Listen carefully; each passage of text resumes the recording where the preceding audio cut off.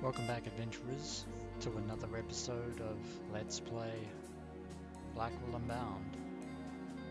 In the last episode,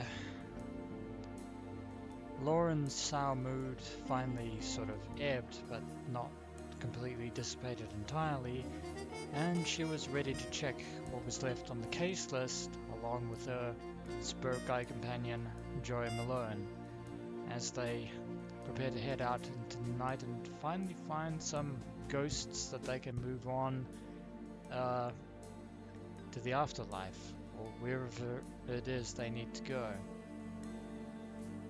Also had another look around at Lauren's apartment, this time from Lauren's perspective, and also, well, picked up a few things such as Lauren's Polaroid camera, and as well as a dictaphone machine. But remember that we took a picture of Joey being the first picture that we took. There he is. There's Joey Malone in all his photogenic glory. And there are little bonuses that you can acquire if you take the right photo. Of course, there are only 3 more photos left, and they have to be very specific. Taking a photo of Joey, of course, unlocks the bloopers and directing.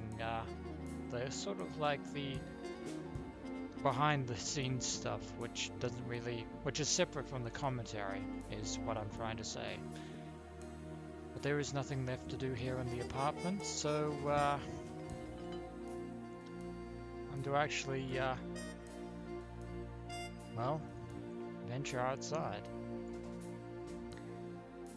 Now, of course, we have, we can do either of these 2 cases in any order. I'm going to start with the Roosevelt Island Promenade, since that is marked possible case number 1.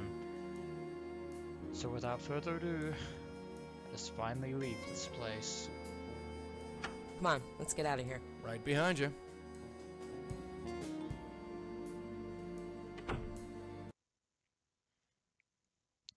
And we get brought to the map screen, which is essentially the night sky of New York City.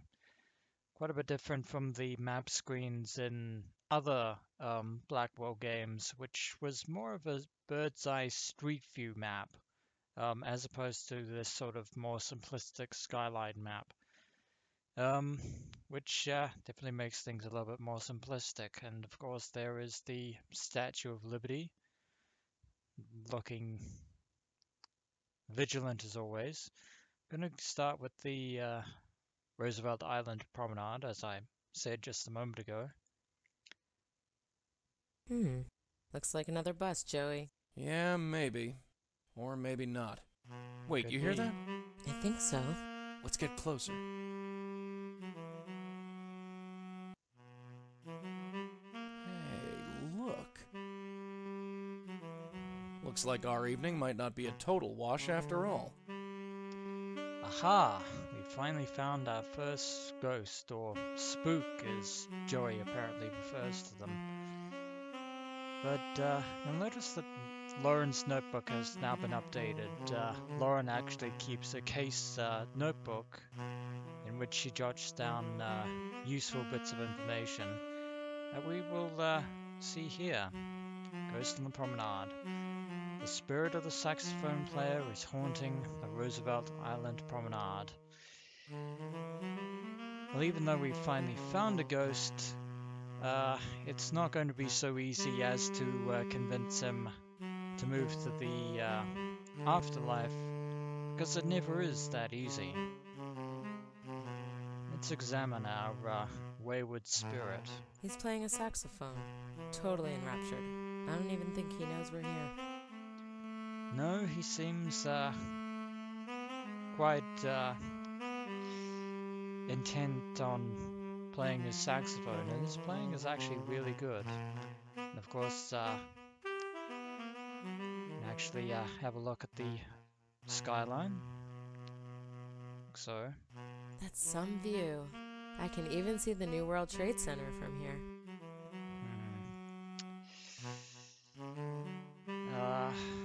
Moving on. Let's, Queensboro Bridge. Queensboro Bridge. It connects Manhattan to Queens. Yeah, there are, I think there are about 5 different boroughs, sorry, not bureaus of New York. Which, just shows how many times I've been to New York, which is, of course, never. And, I don't think that's going to be changing anytime soon. Let's see if we can actually, talk to this ghost. Let's, be nice. Hey, mister. I'm Lauren Blackwell. What's your name? He doesn't seem to, be paying much attention. Nice tune. You write it yourself? What are you doing here? Kind of late to be out, don't you think? The dead don't keep normal hours, dear. I think I've forgotten what normal hours are. You and me both, Lauren. You and me both. Hey, mister? Yoo-hoo! I'm talking to you. Hello? He's not hearing you, kid. Ugh, forget it. Yeah. I told you it wasn't going to be that easy, because the ghost is not interested in interacting with Lauren in the slightest, and that, that's part and parcel of the Blackwell legacy, because, there is a catch to being dead. As Joey will tell you once we, get to that. But, speaking of which... It's just Joey, floating over my shoulder, as usual. Of course. Joey. What's the deal? Let's, let's pull our resources here. Any thoughts on our sax-playing ghost? No more than you, darling.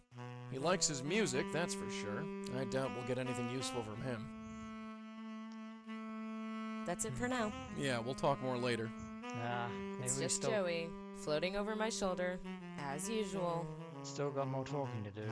Hey, Joey. We're not done. Yeah, doll? We are not done with talking. This is one of those don't know they're dead spirits, huh? Yeah, another dead guy that's brain dead. We have to convince him that he's dead. He won't move on otherwise. And that's the catch of being dead. In that the fact that, as Joey said, they don't realize that they're deceased. Of course, convincing them that they are is going to be where the real battle begins. And unfortunately, Lauren, That's it for now. Yeah, we'll talk more later. Yeah, Lauren isn't going to do much in that regard. It's his saxophone. We can actually, How am I supposed to do that? He's a ghost. I'm not. As to why he has a ghost saxophone, I couldn't even begin to tell you. But, in any case, Lauren can't interact with the ghost, so it's time for Joey to step in and do something about it. Another night, another crazy spook. Hopefully this won't take too long. It's definitely going to take too long. Which also brings me to the point that this might take more than 10 episodes, because I'm going to be doing a lot of interacting and everything, and Lauren is taking a smoke while Joey and I idle by. Hey, Mac, the name's Joey. Ah, the talkative sort, are we? Well, we'll soon sort that out. I wonder about that. If you're trying to go for a good cop, bad cop routine with Lauren as your sidekick, swing and a miss is all I'm going to say about that. So, nice night, huh? He's not interested. That's a pretty nice instrument you got there. Mind if I have a look? Don't think he's interested in letting us have a look at his saxophone. Hey, do you feel restless? Like you've got somewhere to go but don't know where? It means you're dead, Mac. Can you even hear me? Yeah, the straightforward approach is definitely not going to work. Pay attention, you fat chump. I'm talking. That's your idea of intimidating? Quiet, will ya? Yeah, this isn't going to be easy. Hey, you got a cigarette? I could sure use one. Unfortunately, they don't market ghost cigarettes in the afterlife. Hey, do you know where the Guggenheim Museum is? The wife and I have been trying to find it all day. The wife? Shh! Maybe it's just me, but Lauren didn't sound so much annoyed by Joey's quip there, as she sounded amused. Maybe it's just me. I'll be back, pal. Don't you worry. Well, that strategy clearly failed. There she is, my partner for life. Her life, maybe. As for you, I beg to differ. Let's chat a second. Sure, what's up? So what do you think of our guy? Him? I don't think he wants to be saved. Really? Look at him. He seems peaceful enough. I say we just leave him. You know we can't do that, sweetheart. Yeah, I know. I'm just cranky and tired. Is that right? It's hard to tell with you. Be quiet. Yeah. That also brings up a very interesting point. Why exactly do Lauren and Joey need to help spirits move on to the afterlife? Well, apart from a vague answer of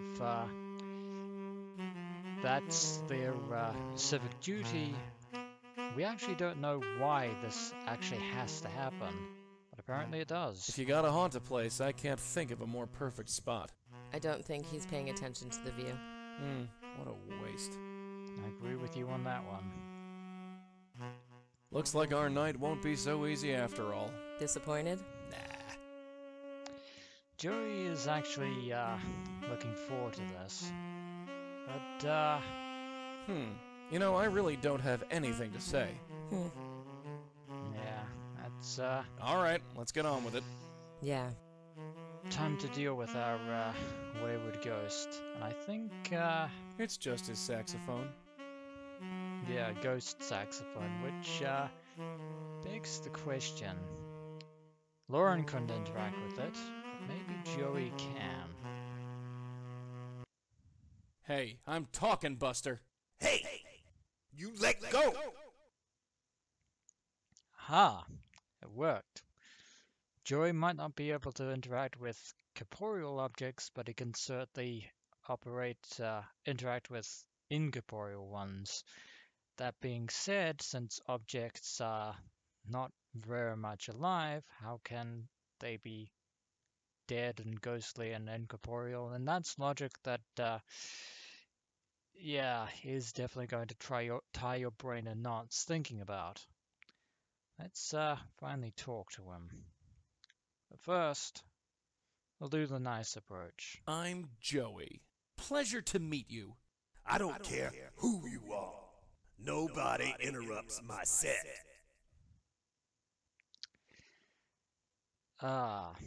This is the other catch of the not knowing that they're dead. Not only does he not know that he's dead, he thinks he's still alive, doing what he did when he was alive. That makes things even worse. I need to ask you a few questions first. Not now, man. Can't you see I'm in the middle of something? Get off the stage. Stage? Ow! That's how we treat your kind at Johnny Ivory's. Johnny Ivory's? What are you talking about? Hello? Oh, we're dealing with a real sharp tack here. Yes, indeed. And, yeah, since Joey can interact with the saxophone can also interact with Joey. Case in point. Well, we actually did get some useful information from the ghost. Alright. Joey can't interact with the notes. Because he's a ghost, of course. Johnny Ivory's not much of a lead, but could